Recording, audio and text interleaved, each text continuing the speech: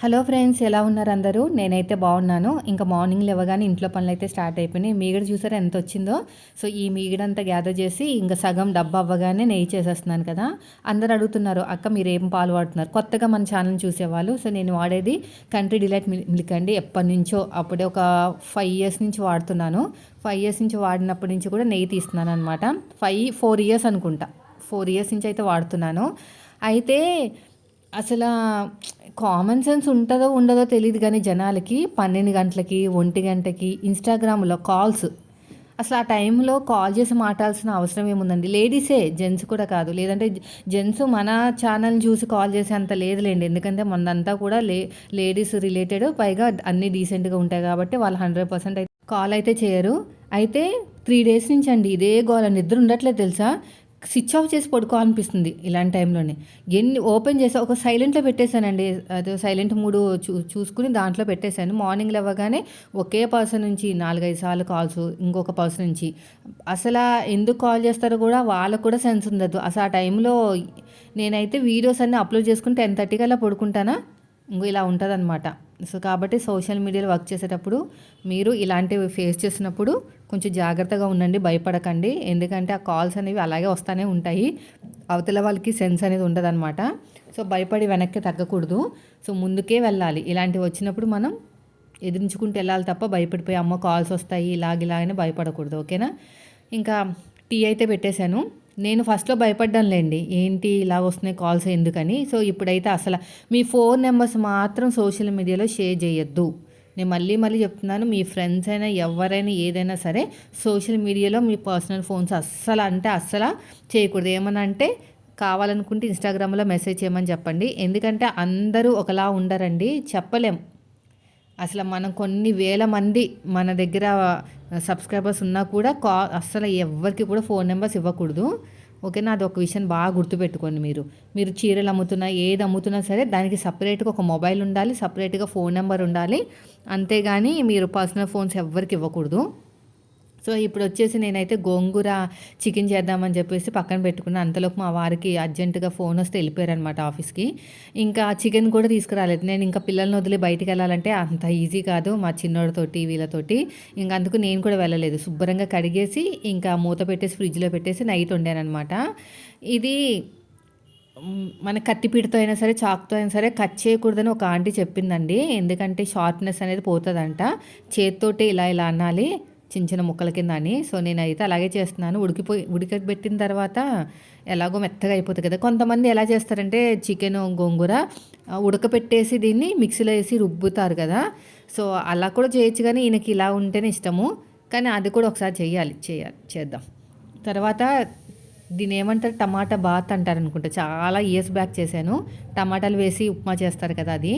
So ఇంట్లో ఉప్మా రవ్వ అయితే ఉంది. మొన్న ఎప్పుడో పెసరట్టు ఉప్మా చేశాను కదా 4 రోజుల క్రితము. సో అందులోంచి నూక అయితే మిగిలిందనమాట. ఇప్పుడు దీన్ని బాగా ఫ్రై చేసి, ఈ నూక ఫ్రై చేసేటప్పుడు ఒక వీడియో గుర్తొచ్చిందండి. ఇలాగ మామూలుగానే యూట్యూబ్ ఓపెన్ చేస్తే ఎలా ఉందంటే దీంతోటే, ఈ ఉప్మాతోటే బాగా ఇలా ఫ్రై చేసేసి తర్వాత పక్కకు పెట్టేసి ఈ కడాయిలోనే కొంచెము పంచదార వేసి దాన్ని మొత్తం పాకమంతా అయిపోయిన తర్వాత ఈ ఫ్రై చేసి పక్కన పెట్టుకుంది కదా, ఈ ఫ్రై చేసి పక్కన పెట్టుకున్న దాంట్లో పాలేసిందండి. పాలేసేసి పక్కన పెట్టుకుంది. దానంతా తీసుకొచ్చి ఈ క్యారమిల్లో వేసిందనమాట. వేసి కలిపేసి డ్రై ఫ్రూట్స్ పెట్టి, అది కేక్ అంట. చాలా టెంప్టీగా అనిపించింది నాకైతే. ఒకసారి చేయాలనిపిస్తుంది కానీ ఇంకా పిల్లలు ఏంటంటే ఏదైనా చేద్దామంటే వెనకాలే ఉంటారండి. అయిందా అని. అసలు ఉడకనివ్వరు, చేయనివ్వరు ఆ స్మెల్కి. కానీ తినేది లేదు, పెట్టేది లేదు, అంతా ఆరాటమే. సో ఇలాగా ఆ వీడియో చూసిన తర్వాత చెయ్యాలనిపించింది. కానీ అప్పటికే నేను ఉప్మా చేసేసాను. సో మా ఇంట్లో అయితే మనకి అన్నవర ప్రసాదము అది ప్యాకెట్ ఉందండి. అదే అన్నవర ప్రసాదంకి నూక ఉంటుంది చూసారా, ఆ ప్యాకెట్ అయితే మా వారు తెచ్చుకున్నారనమాట. మామూలుగా మన ఈ రవ్వ కాదు, వేరే రవ్వ, దాంతో చేశాను. ఇప్పుడు ఈరోజు వీడియోలో చూపిస్తాను. టేస్ట్ అయితే ఆ టేస్ట్ రాలేదులేండి. అలా ఇంకా బాగా చేస్తారు. నేను విస్మయ్ ఫుడ్ ఛానల్లో చూశానమాట. చాలా రకాలుగా అంటే ఏదేదో వేశారు మొత్తం మీద. అవి ఏం నా దగ్గర లేవు కానీ సింపుల్గానే చేశాను. బాగుంది టేస్ట్ మాత్రం. కానీ ఆ టేస్ట్ రాలేదు. నూక మాత్రం అన్నవరం ప్రసాదం వాడే నూకే. సో ఇప్పుడైతే నేను ఇవన్నీ వేసేసి తాలింపు పెట్టేస్తున్నానండి, కొంచెం కలర్ఫుల్గా ఉండటానికి. బాగుంది టేస్ట్. ఉప్మా టేస్ట్ అయితే బాగుంది. ఇంకా తాలింపు పెట్టేసి క్యారెట్ ముక్కలు కూడా వేసేసాను. క్యారెట్ ముక్కలు వేసిన తర్వాత కరివేపాకు వేసాను. కరివేపాకు వేసేసి పచ్చిమిరపకాయలు వేసాను, ఎండుమిరపకాయలు వేయలేదు ఈసారి. తర్వాత లాస్ట్లో ఒక టమాటా వేసాను. బాగా మగ్గిపోయిన తర్వాత వాటర్ వేసాను, ఉప్పు వేసేసాను, పసుపు వేసాను. యాక్చువల్గా నేను ఏ వీడియోలో చూడలేదు టమాటా బాత్. మామూలుగానే ఎప్పుడో ఒకసారి మా ఫ్రెండ్ చేసుకొస్తే ఎలా చేసామని అడిగితే చెప్పిందనమాట. సో ఇది మొత్తం బాగా మగ్గిపోవాలండి. మగ్గిపోతే చాలా బాగుంటుంది టేస్ట్ అనేది. ఇదిగోండి ఒకటే టమాటా, పెద్ద టమాటా తీసుకుని తర్వాత దీంట్లో ఉప్పు పసుపు వేసేసాను. ఉప్పు పసుపు వేసేసి బాగా మగ్గపెట్టేశాను.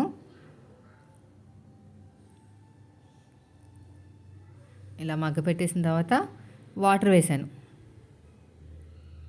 ఇది చూడండి, ముక్క ఇంకా గట్టిగానే ఉంది. బాగా మెత్తగా అయితేనే కదా టేస్ట్ బాగుండేది. కొంచెం అటు వెళ్ళినా కూడా మాడిపోతుందండి. ఇదైతే పర్లేదులేండి, మరీ స్టీల్ దాంట్లో అయితే మాడిపోతున్నాయి. అందుకని దగ్గర ఉండి వండుకోవాల్సి వస్తుంది. పసుపు వేసేసాను. పచ్చిమిరపకాయలు దీంట్లోనే వేసేసానులేండి. ఇది బాగా ఫ్రై అయిన తర్వాత వాటర్ కొంచెం ఎక్కువే వేసాను. ఎందుకంటే మరీ గట్టిగా ఉంటే బాగోట్లేదు తినడానికి, దగ్గరగా అయిపోతుంది. పిల్లలకి కడుపు నొప్పి వస్తుందండి తింటే. నాకు అప్పటికే ఏదైనా పెడదామంటే 1-2 సార్లు ఆలోచించుకోవాల్సి వస్తుంది. బజ్జీలు వేస్తుంటే నేను ఇంకా ఆ పిండితో వేస్తున్నాను అనమాట. అంటే మన పూరి పిండి, గోధుమ పిండితోనే వేస్తున్నాను బజ్జీలు. ఇది కూడా కడుపు నొప్పి పిల్లలకి. ఎక్కువ వండను ఎప్పుడో. మీరు చూస్తూనే ఉంటారు కదా నేను ఏం వండుతున్నాను అవన్నీ షేర్ చేస్తాను కదా. మీకు ఎక్కడైనా సరే ఉప్మా కనిపిస్తుందా, ఎక్కువ మేము రవ్వ ఉప్మానే వాడతాం అనమాట పిల్లల కోసం. ఇది మగ్గిపోయిన తర్వాత వాటర్ ఫుల్గా వేసేసానండి. ఫుల్గా అంటే అదే ఒక గ్లాస్కి 2.5 గ్లాసులు వేసాను. ఉప్పు వేసేసి బాగా మరిగించేసాను. మరిగించిన తర్వాత ఉప్మా వేసేసాను, ఉప్మా రవ్వ సిమ్లో పెట్టేసి ఉడకబెట్టేశాను. టేస్ట్ మాత్రం సూపర్. దీంట్లో జీడిపప్పు వేసుకోవాలి, మర్చిపోయాను.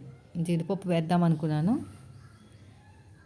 చాలా కలర్ఫుల్గా ఉంది కదా, గ్రీన్, వైట్, రెడ్ టమాటా.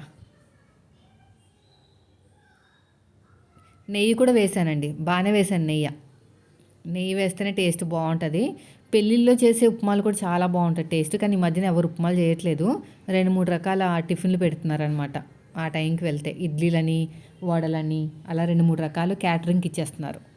ఇది వరకు నా చిన్నప్పుడు ఎవరికైనా పెళ్ళిళ్ళ వాళ్ళకి వెళ్తే అక్కడ ఉప్మా ఎక్కువ ఉండేది. పెళ్ళిళ్ళు చేసే ఉప్మా మా వారికి చాలా ఇష్టం అంట, చెప్తూ ఉంటారు అప్పుడప్పుడు. కానీ ఇప్పుడు ఎవరు పెట్టట్లేదులేండి.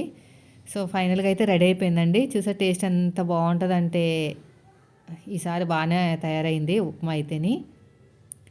నెక్స్ట్ వచ్చేసి ఇంకా చికెన్ తేకుండా వెళ్ళిపోయారు కదా, అది పక్కన పెట్టేసి ఫ్రిడ్జ్లో పెట్టేశాను. ఇంట్లో అది కొంచెం పులుపు వచ్చేసిందండి పెరుగు. తాలింపు పెట్టేద్దామని నేను ఎలా పెడతాను తెలుసా, ఆయిల్ వేసేసి పప్పులు ఏం వేయను. ఇలా చేస్తే మా వారికి చాలా ఇష్టం అనమాట. మామూలుగా అయితే శనగపప్పు, మినపప్పులు అన్నీ వేస్ట్ చేస్తారు. కానీ మా వారు అలా ఇష్టపడరు అనమాట. ఎందుకంటే బ్యాచిలర్స్ రూమ్లో ఉన్నప్పుడు, బ్యాచిలర్గా పెళ్లి కాకముందు హైదరాబాద్ అమీర్పేటలో బ్యాచిలర్గా ఉండేవారనమాట. అక్కడ కర్రీస్ దగ్గర కావాలని ఇలాంటి పెరుగు చట్నీ తెచ్చుకునేవారంట. సో నేను అలాగే చేస్తానని చెప్పేసి చాలా ఇష్టంగా తింటారనమాట. పెళ్ళైన కొత్తలో అనేవారు, ఇప్పుడు ఏం చేసినా కూడా యావరేజ్గా ఉందంటున్నారు. అప్పుడైతే బాగుంది అనేవాళ్ళండి. 10 ఏళ్ళు అయిపోయింది కదా పెళ్ళై, అలాగే ఉంటాయి. ఇప్పుడు నేను ఏం వేస్తానంటే ఆవాలు, జీలకర్ర వేస్తానండి, అంతే. శనగపప్పులు కానీ అవి ఏం వేయను. అప్పట్లో తెలియని వంటకం మాట ఇవి. ఇదే నచ్చుతుంది ఆయనకి, అందుకని అదే గుర్తొచ్చి చేశాను. ఒక ఉల్లిపాయ కట్ చేసేసి, మరీ ఎక్కువ ఫ్రై కూడా చేయను అనమాట, మామూలుగా చేస్తాను. అదే టేస్ట్ బాగుంటుంది అలా మామూలుగా చేస్తేనే. తర్వాత జీలకర్ర వేసాను. తర్వాత పచ్చిమిరపకాయ ఒకటి కట్ చేసేసి వేసేసాను అనమాట. పిల్లలకి పెట్టేటప్పుడు పచ్చిమిరపకాయలు తీసేసి పెట్టానులేండి, వాళ్ళు తినరు. మళ్ళీ నోటికి ఇలాగ టచ్ అయిందంటే చాలు కారం కారం కారం అని చెప్పేసి పక్కన పెట్టేస్తారనమాట. అందుకు నేను పచ్చిమిరపకాయలు రాగానే భయపడతాను, ఉన్నది కూడా తినరని. ఇది బాగా ఫ్రై అయిపోయిన తర్వాత పచ్చిమిరపకాయ వేసేసి కరివేపాకు వేసాను. ఒక ఉల్లిపాయ కూడా కట్ చేసి వేసానండి. పైకి ఇలాగా జిమ్ముతుందనమాట, కట్ చేసి వేసినా కూడా జిమ్ముతుంది. ఇంకా దీంట్లో పసుపు వేసి, ఉప్పేసి కొంచెం లైట్గా ఫ్రై చేయాలి అంతే. ఇంకెక్కువ ఫ్రై చేసినా కూడా ఆ టేస్ట్ రాదనమాట. ఎందుకో నాకు అప్పట్లో ఇలాగే తాలింపు పెట్టాలేమో అని పెట్టేదాన్ని. ఇదే నచ్చుతుంది మా వారికి. చాలా ఇయర్స్ బ్యాక్ చేసేదాన్ని. ఈ మధ్యన అసలు చేయట్లేదులేండి. ఇదిగో టైలరింగు, యూట్యూబు, పిల్లలు పుట్టిన తర్వాత మొత్తం లైఫ్ అంతా కూడా బిజీ బిజీ అయిపోయింది. సో స్టార్టింగ్లో అయితే వన్ ఇయర్ వరకు పెద్ద బాబు పుట్టలేదులేండి. 1 ఇయర్ వరకు అయితే అన్ని వంటలు చేసుకునేవాళ్ళమండి. యూట్యూబ్లో చూసే నేర్చుకున్నాను వంటలు. కొన్నేమో మా వారు నేర్పించారు. ఇంక ఇంటి దగ్గర అమ్మ వాళ్ళ దగ్గర నేనేమి నేర్చుకోలేదులేండి. చదువుకుంటాను, జాబ్కి వెళ్ళటాలు అవే సరిపోయింది. యాక్చువల్గా అయితే 10th క్లాస్ వరకు నేను రెంట్ హౌస్లోనే ఉండేవాళ్ళము. 10th అయిపోయిన తర్వాత ఓన్ హౌస్ కొనుక్కుని వెళ్ళిపోయాం అనమాట. సో వెళ్ళిన తర్వాత అది అవుట్స్కట్స్, శంషాబాద్కి దగ్గరలో బాలాపూరు, మల్లాపూరు ఆ దాటి వెళ్ళిపోవాలన్నమాట. అవుట్స్కట్ కదా, మేమేమి రావాలన్నా ఎడ్యుకేషన్ కోసమైనా అంటే అది కాలేజీకైనా ఏదైనా సరే సిటీ రావాల్సిందే, కొంచెం బయటికి రావాలి. కనీసం ఒక 1 అవర్ అన్నా పడుతుంది అనమాట. నేను అలాగా 1 అవర్ జర్నీలు చేసి అలసిపోయేదాన్ని. అందుకని పెద్దగా వంట దగ్గరికి వెళ్ళేదాన్ని కాదు. ఇంకా మా డాడీ కూడా తినరు నేను వండినా కూడా, అందుకని నేర్చుకోలేదు. ఇదిగోండి ఇదే చెప్పాను కదా, అన్నవరం ప్రసాదం కోసం అయితే తీసుకొచ్చా స్పెషల్. కానీ ఆ టేస్ట్ అయితే రాలేదులేండి. కానీ ఈ నూక భలే ఉందండి. ఈ నూక ద్వారానే మనకి స్మెల్ అనేది బాగా వచ్చిందనమాట. సో గ్లాసులు వేసి నా పక్కన కూడా దాని తగ్గట్టే బెల్లం కూడా నీళ్ళేసి కొంచెం వేడి చేసి కరిగిస్తున్నాను అనమాట వడగట్టడానికి. అయితే విశ్వము ఫుడ్లో చూస్తే అందులో కొన్ని చెప్పారు, అవి ఏం లేవు నా దగ్గర. అయితే సగం బెల్లము సగం పంచదార అదొకటే నేను ప్రాసెస్ ఫాలో అయ్యాను, మిగతాది ఏది ఫాలో అవ్వలేదు. సో కాబట్టి నాకు టేస్ట్ రాలేదేమో అనిపించింది. కానీ టేస్ట్ మాత్రం బాగుందిలేండి. స్వీట్ టేస్ట్ అయితే చాలా బాగుంది, కానీ ఆ టేస్ట్ రాలేదన్నమాట. జస్ట్ కొంచెం చిటికెడు ఉప్పు వేసాను, నెయ్యి వేసాను. నెయ్యి అయితే ఫుల్గా వేసానండి, అందుకనే బాగుంది టేస్ట్. నెయ్యి వేస్తే ఏదైనా బాగుంటుంది నాకు తెలిసి. నూక వేసేసి ఉడకబెట్టేశాను ఫస్ట్. ఇది ఉడికిన తర్వాత పంచదార వేసాను. అంటే అందులో అలా చెప్పారనమాట, పంచదార కొంచెం బెల్లం కొంచెం అనేది ఉండాలని. ఇదిగో ఉడికిపోయినట్టే చాలా మటుకి పలుకు అనేది. వండుతున్నప్పుడు స్మెల్ అనేది బాగుంది. సో దీంట్లో ఫస్ట్ పంచదార వేసానండి, ఒక 5-6 చెంచాలు వేసాను. ఎందుకంటే క్వాంటిటీ తక్కువ చేశాను అనమాట. మళ్ళీ పాడైపోయింది అనుకోండి, పాడైపోవటాలు ఏమి ఉండవులేండి, స్వీట్లో పాడైపోవటాలు ఏమి ఉండవు, కానీ టేస్ట్ అనేది హైలైట్ అవ్వాలి అది. సో ఆ టేస్ట్ అయితే నాకు రాలేదు. ఇదంతా కలిపేసుకుని పంచదార వేసాను, ఒక 4-5 అలాగా. ఇది కూడా కరిగిపోయి పాకం వచ్చిన తర్వాత బెల్లం వడగట్టి వేసాను అనమాట. ఇంకా ఈయనేమో అన్ని డ్రై ఫ్రూట్స్ ఏం వేయలేదంటే ఇది ట్రైల్ ఎలా ఉంటుందని చూశాను, నెక్స్ట్ టైం చేసేటప్పుడు అన్నీ వేస్తానని చెప్పాను అనమాట. ఏదైనా సరే వంట అంటే అదొక ఆర్ట్ అండి చెప్పాలంటే.